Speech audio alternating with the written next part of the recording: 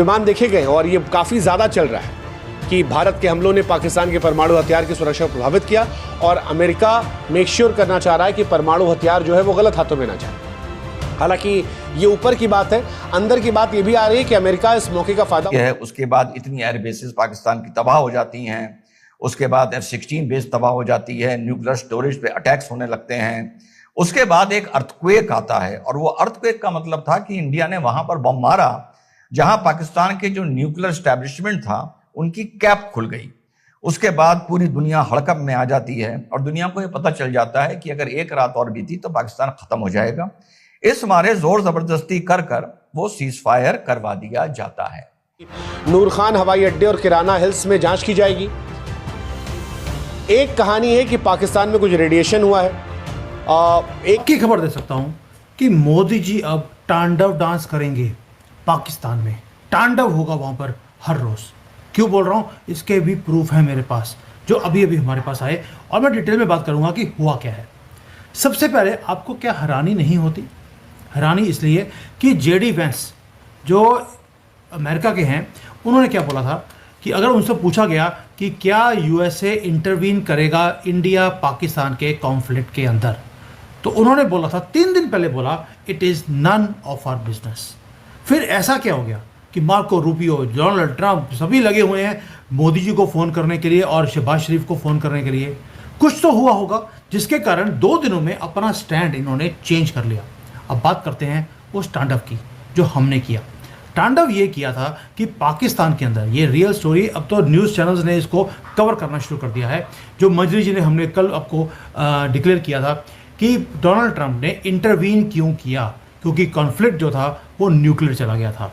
हमने पाकिस्तान की जो न्यूक्लियर फैसिलिटी जहाँ पर ये न्यूक्लियर बॉम्ब्स रखते हैं उसको हमने गिरा दिया। मतलब कि वहाँ पर हमने बॉम्ब किया और वहाँ पर रेडिएशन लीक्स हुए और रेडिएशन लीक होने के बाद एक प्लेन आता है जो इजिप्शियन एयरवेज का है और वहाँ से बोरॉन बुलाया जाता है, मंगवाया जाता है। बोरॉन वो चीज़ है जो रेडिएशंस को थमा देता है। आपको याद होगा जब पोखरण हुआ था तब हमने वहाँ पर प्याज हमने पूरे एरिया में बिछा दिए थे। क्यों? क्योंकि प्याज जो है वो रेडिएशंस को खींच लेता है। वैसे ही बोरॉन भी ये काम करता है। अब एक और मैसेज आया इसके बाद।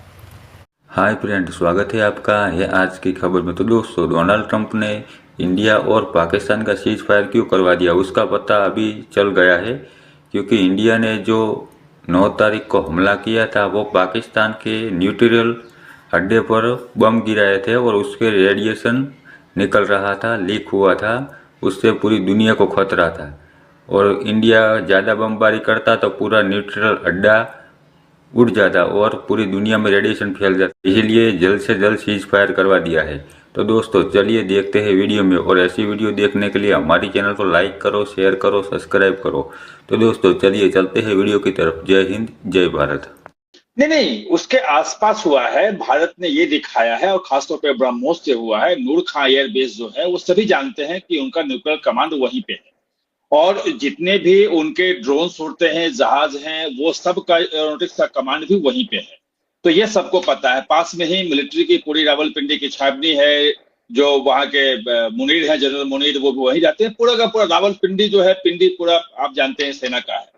और वहां पे जिस ढंग से ब्रह्मोस गिरा वो एक खतरा हो गया कि अगर भारत चाहे तो उनका न्यूक्लियर कमांड सेंटर भी उड़ा सकता है।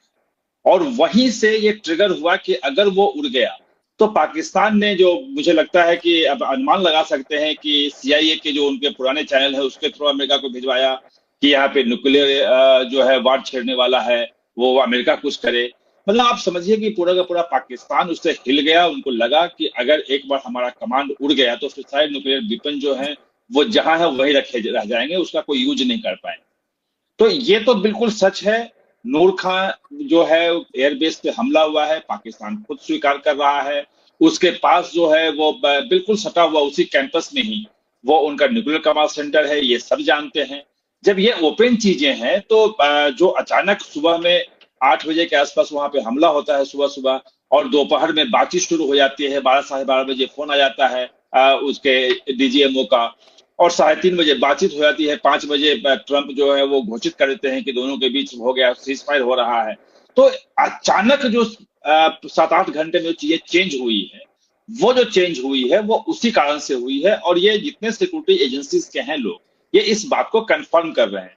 सवाल यह है कि कोई खुल के बोल नहीं सकता, क्योंकि न्यूक्लियर का मामला जो है बहुत संवेदनशील मामला होता है, और भारत भी नहीं चाहता है कि कहीं से भी न्यूक्लियर फैसिलिटीज पे सीधे हमला किया जाए, क्योंकि फिर वो हो जाएगा कि आपने जो है न्यूक्लियर का इस्तेमाल कर लिया, मानवता के खिलाफ आपने अपराध किया। तो भारत भी इसमें नहीं बोल रहा है, पाकिस्तान भी नहीं बोल रहा है। लेकिन जिस ढंग से ये सीज फायर हुआ है, आनन फानन में हुआ, तत्काल हुआ है, मतलब सुबह 8 बजे, हर दिन 2 दिन तो आपने चला लिया ड्रोन और मिसाइल सब कुछ, और अचानक जो उस दिन हुआ है नूर खान एयरबेस पे जो हमला हुआ, उसके बाद जो हुआ है, तो ये पूरा का पूरा कंफर्म समझिए कि वो न्यूक्लियर जो उनका जो कमांड सेंटर है वहां पहुंच गए थे, और अगर चाहते तो वहां भी ये मार सकते थे।